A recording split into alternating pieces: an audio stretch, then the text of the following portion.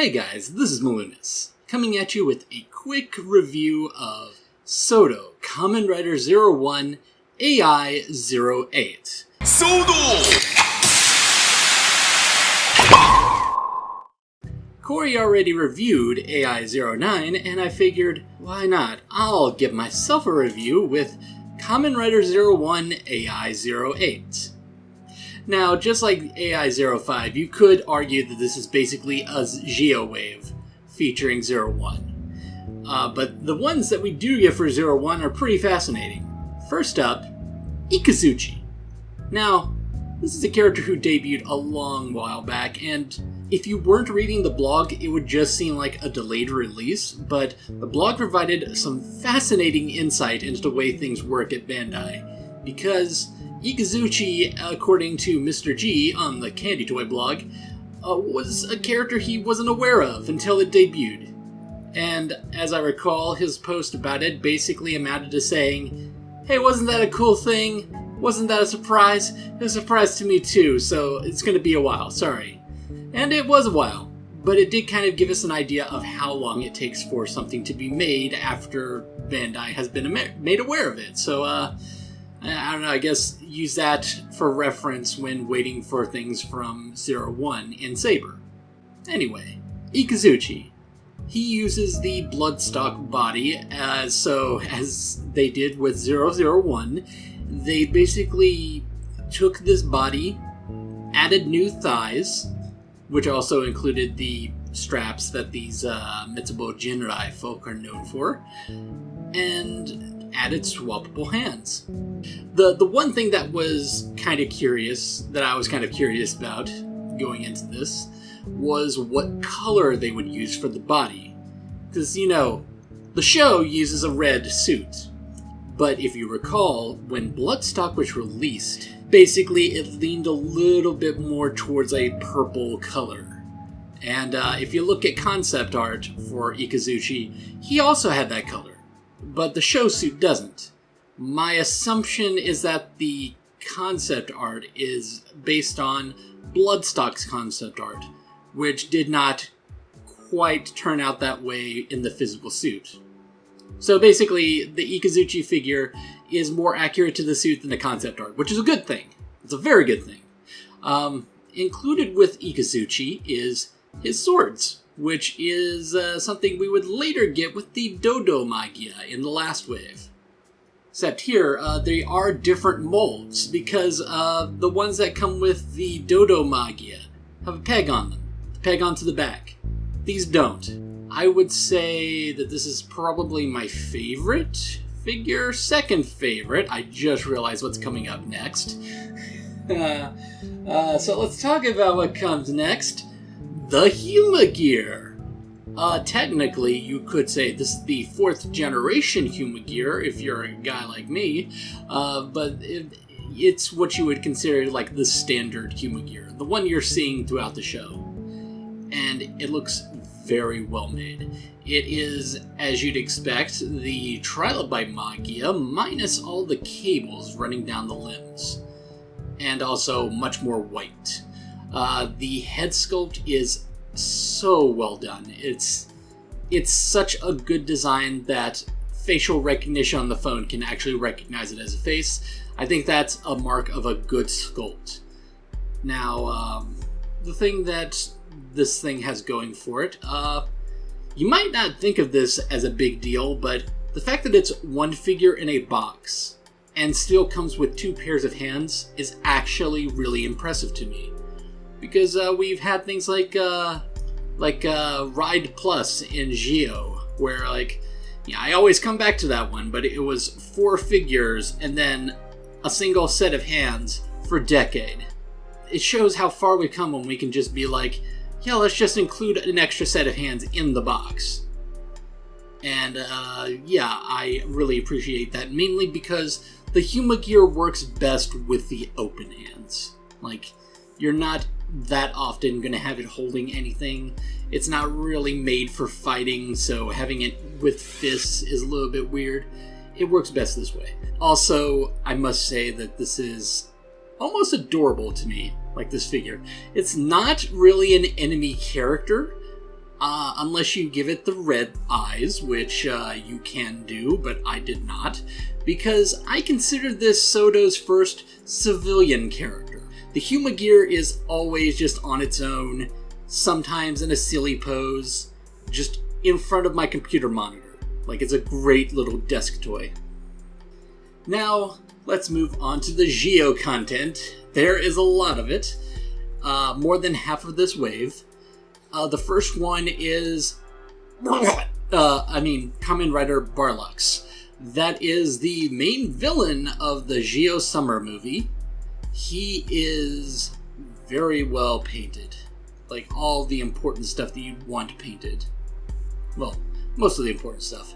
Like the watch strap on the chest. It's a very specific shade of brown. I don't really have any paint to match that, so it's very appreciated.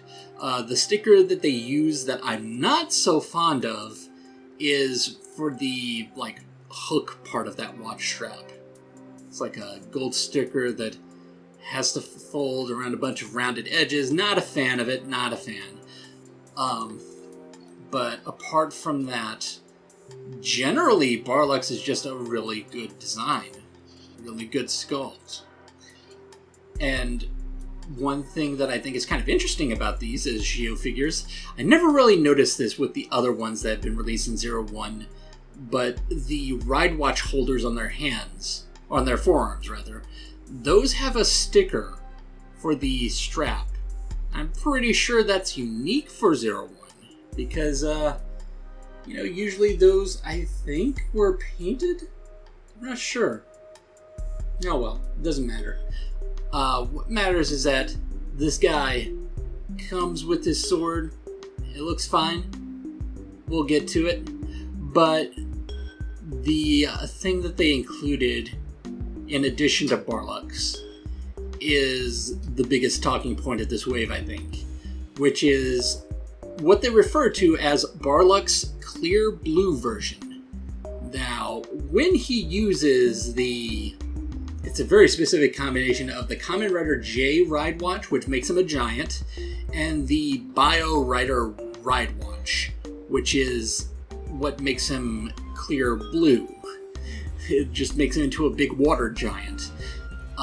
They represented that here by basically taking this entire figure and casting it in clear blue plastic, which is very cool. But it's one of those things that also makes me wince, because, at least speaking from my experience with Transformers, I've definitely had clear plastic that cracks, and I'm afraid that something will happen to this figure if I'm not careful. But, as far as the mirror implications go, it is a wonderfully adorable addition to Soto.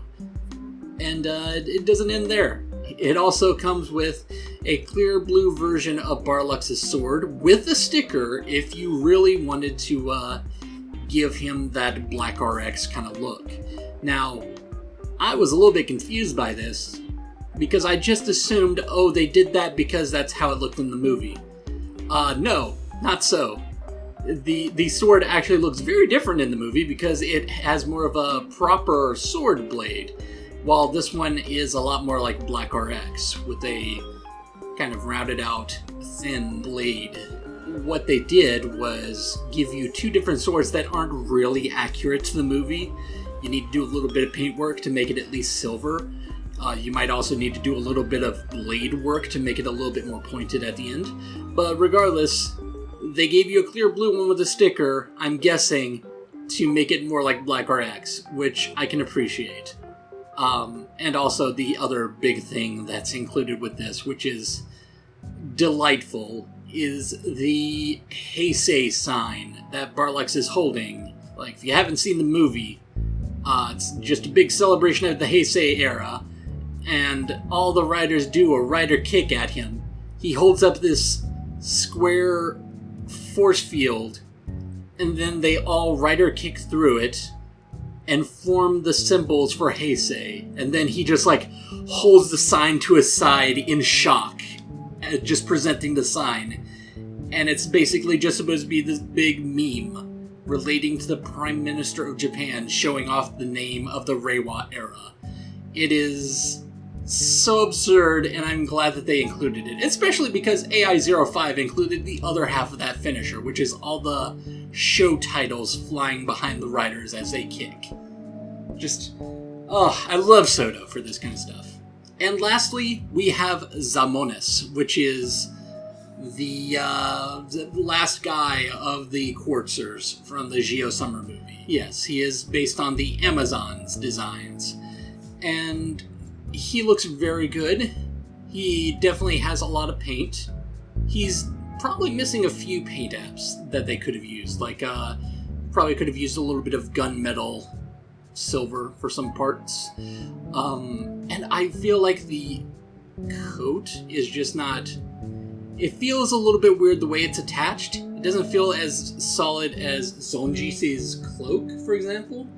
But it works well enough. And the other complaint that I have is just that the Jiku driver, for whatever reason, I'm pretty sure is the only time that they've gotten the colors wrong, because they casted it in this kind of gray plastic that they use for the body, but like there's parts of it that should be black, which is why it's almost always been casted in black plastic. It's just small things that I will resolve myself with paint. And he also comes with the bow. Yes, it's a nice bow. It mainly relies on stickers, so that's unfortunately a thing. However, looks good. Oh, and for people who care about this stuff, the clear blue version of Barlckxs comes with a display stand, and if you feel like this doesn't really deserve a display stand, then you could probably use it somewhere else. That's good to know because there are plenty of figures in this line now that don't have display stands, such as this Humagear. Yeah, so that's a review of AI08. I really like this wave. Like, it's a good mixture of the things that Sodo promises and delivers on, the things that you're not expecting to see a figure of, and just the ridiculous completionist nature of it with the clear blue Barlckxs and the Heisei sign. It really does do a good job of encompassing all these things that I enjoy about Sodo. Thanks for liking, commenting, and subscribing. If you want to support the Black Lives Matter movement, look at the links below. Thanks for watching, and we'll see you next time. Keep it juicy!